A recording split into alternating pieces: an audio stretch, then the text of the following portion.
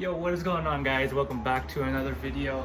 Today I'm going to be replacing the other cat on this Accord. I currently have the P0430 check engine light code. I'm going to be replacing that. There hasn't been any videos on YouTube for it at all, so this is going to be my attempt, and I'm going to do my best to kind of explain on how to do it. It's a lot easier than replacing the one in the rear, which is on my other video. So if you haven't watched it and you need to replace a cat, or if you have, you know, maybe like an RV6 like high flow cat, or like a test pipe or something, it's basically the same process. So go watch that video if you haven't already. Yeah, let's get started with the video. All right, so you're gonna plug in your OBD2 scanner and you're gonna confirm that this is your vehicle. You can press yes, and as you can see, P0430 bank 2 catalytic system efficiency below threshold. So I'm going to be replacing that front cat, and hopefully I'll have no more check engine lights after this. Alright guys, so the things that you are going to need to replace the catalytic converter in the front is, well, of course, your new part. Here is the part number for this catalytic converter that I purchased. You can see here it's literally an OE design, so you can see here how it's like fully welded on for the EGR portion of it, because there are some models of the catalytic converter where this is kind of separate from it and it's not all welded as one piece. So it's good that it's kind of like this. And then of course you're gonna need your new hardware. I'm only going to be using just the new bolts and studs. I will not be reusing these gaskets. Where did I put the original? Oh, here it is. Here is an original part number for the exhaust manifold gasket, just right there. Go buy an original, don't use aftermarket ones. Gaskets are cheap, so be sure to use these. Of course, going to need the light because it's going to be dark underneath the car. I have a pipe for just, you know, an extra little bit of torque for the ratchet. My homemade breaker bar. Some WD-40 because you are dealing with exhaust bolts, so they do get hot and tend to rust very easily. Copper anti-seize. I'm using this on the O2 sensors when I take them out, and just putting a fresh layer on when I reinstall them. Ratchets, a few extensions, and of course the O2 sensor socket to remove the O2 sensor. And then I have a big old tool set just in the corner here, just in case if I need extra stuff. And that's basically what you're gonna need to replace the cat on the Accord. I already have it on jack and jack stands. Got some tires underneath it, chalked off the rear wheels just for extra safety. And then we'll get started with replacing the cat. Okay, let's get started. So the first thing what you want to do is you're going to have to remove this fan shroud in order to get to the cat. So there are going to be 10 millimeter bolts. So there's going to be 2 on top. So there's one here and one here. And then when you go underneath, there's going to be 2 more. So it's basically right in line with the top one. So it's going to look straight down and you'll be able to find the other 2 10 millimeter bolts. So you're going to come underneath the car, and where the petcock is for your coolant, there's going to be 1 10 millimeter bolt right there in that bracket with the opening. I don't have a bolt there just because it did rust out and it broke, so I currently don't have one. And then if you look to your right, you can see just past the hose right there's going to be another 10 millimeter bolt. It's a little rusty, so you might need to spray some WD-40 on it in order to get it off, but that's where the 4th bolt is going to be. And to get to it, actually, you may need to remove your splash shield. So there's going to be 1 little push clip here, another one right here, and I think that's it. You might need to remove the 3rd. I'm not sure, but I'm only going to try to remove just the 2, and then hopefully I'll be able to pull it down and reach my arm underneath in here, and then I'll be able to reach that 10 millimeter bolt. So this is my setup. I have my hand running through here, and then you can see there's the bolt right in here, and I am just removing it right now. Alright, so in this next clip that I'm doing, I'm just removing the 3 bolts, or the 3 nuts that's underneath the cat that's connecting it to the J pipe. So just remove those three. May need to spray some WD-40. As you can see, the piping is wet. So be sure to use a good breaker bar. These can be fairly tight, but overall this was fairly easy for me since I removed it before. And then we'll move on to the next step. Get out, you bastard.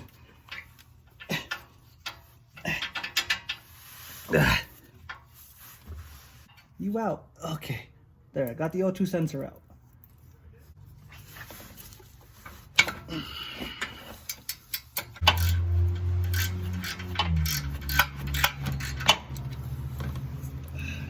So once you're finished underneath, again, 10mm bolts on top of the radiator.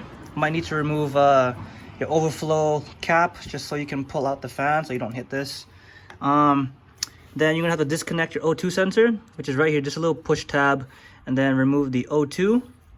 Then there are 4 12mm nuts per side. Remove those. And then you're gonna have to remove this EGR port right here. Those are, I believe, 10s or 12s, I'm not sure yet. But once you remove that, then you should be able to pull out the cat with the entire EGR piping. So one thing I forgot to mention, mine has a little zip tie right here holding in a wire, so I'm gonna have to cut that. And then deep down in here, if I can get you to see, right here, that is your fan switch. So you're gonna have to disconnect it, and then you'll be able to pull the fan out. So now I just got these babies loose.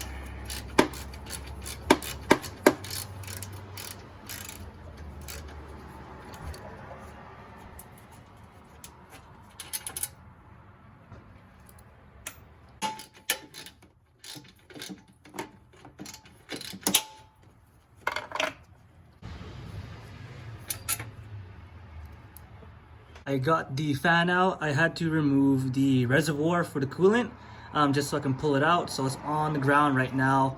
So I just had to remove it. It's a little, you just pull it up. There's like a little slot there to put it back in. It's very easy to remove. So next, you're gonna be removing the O2 sensor.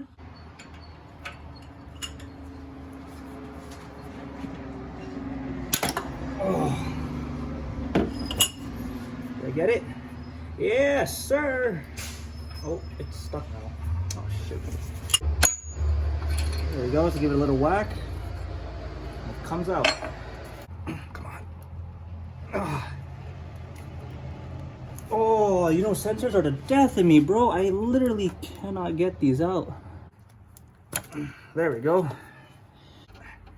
You gotta press this. There's a little button you press and then you push it down. There we go.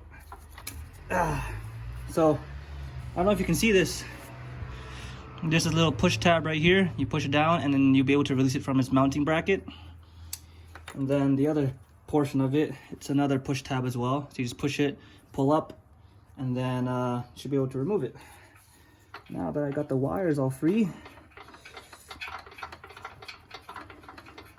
let's remove this O2 sensor. There we go. Let's put it off to the side. It's on there. Let's get a pipe.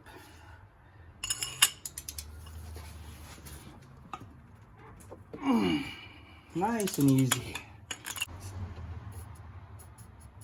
There we go.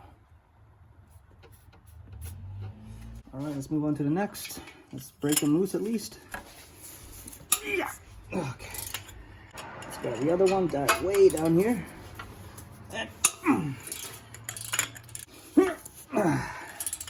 Too easy.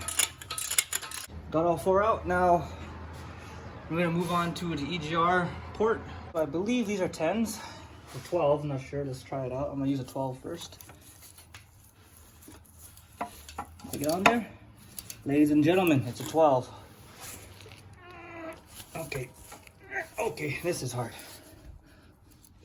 With the camera in the way too. I'll be right back. It's kind of hard with the camera in the way. Bro, how long is this bolt? Ugh. There's one. Okay, so we'll see how this gasket looks. Okay. So now you just pull it off the EGR area. Let's see this gasket. Hello, give me the freaking gasket. Oh my god. Okay. The whole cat is very loose now. Alright, so looking at the gasket, I mean, it's not terrible. I might reuse it. Just make sure you know which way it came. So it was like this. Be very careful. Careful. Be very careful. So be very careful about your radiator. You don't want to smack the heat shield onto the radiator. So be patient with this. Just pull out really slowly. Yeah. Oh, I might know why. Nice, put this back down in there. So let's actually take off the VCM cover. Funny me. All you do is grab a flathead, turn these two things, should pop right off. Easy. All right, so you might need to remove this black bracket right here. So there are two 10mm bolts. There we go. So this is the black bracket you're going to be removing. You might need to remove the second coil, the one right in the middle. So I think is the nut 10? Yeah, the nut's 10. Then to take out the coil pack, there's a little push tab right here. Oh baby, this is hard. There we go, hear that click, and then pull up, just like that. And then you should be able to pull the coil pack out. Let's go and inspect it a little bit. There's no oil on it, so that's good. Put the coil pack there. Let's remove the old gasket so it doesn't get in the way. And then we should be able to pull up the catalytic converter. Let's try again.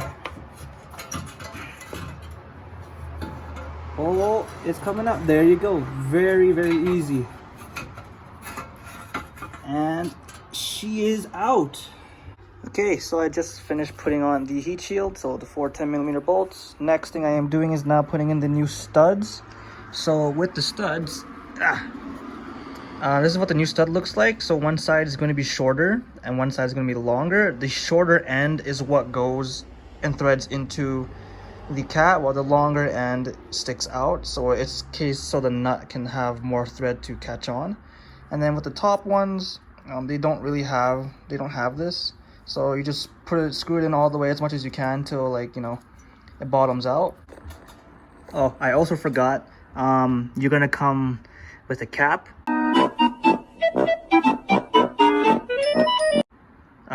It's gonna come with a cap. Whoops, what is English? I am using the new gasket that came with the catalytic converter for only the EGR portion. Just because it actually is a fairly durable gasket. It's more better than like the other one I had. It was like plastic. This one's actually like a nice, I think it's steel, I believe. It should be. But yeah, it felt pretty sturdy, so I am confident that it's still going to do its job. And then now I am going to be putting everything back together. Now we're back at the car. Don't forget your new OEM Honda gasket. So just slide it over the studs and then push it in all the way. And then once you get the cat in, you'll be able to seat it properly. Oh shit, how did this go? How did this come up? There we go. Just gotta angle it just a little bit. Hold the piping. Slowly drop it low. Uh-oh, what's in the way? What's that fucking wire? All we have to do is aim it in the hole, which I cannot see. That's way over here. So I got the bolts aligned on the bottom. Now I'm just gonna push this guy into the studs. There we go.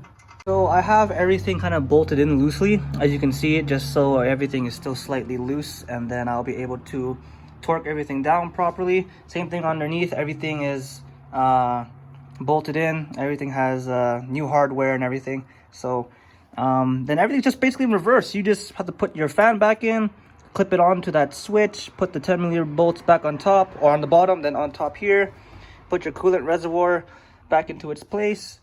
Don't forget the EGR with this gasket and the bolts, the bracket here, and then the coil pack. And then also, don't forget to use some anti-seize for the O2 sensor. So just so you can recoat them, and then when you need to remove them again, they won't get stuck. And that's basically how you replace your catalytic converter, everyone. So again, thanks for watching. I hope this tutorial kind of helped, I guess. So I'll see you in the next one. Peace.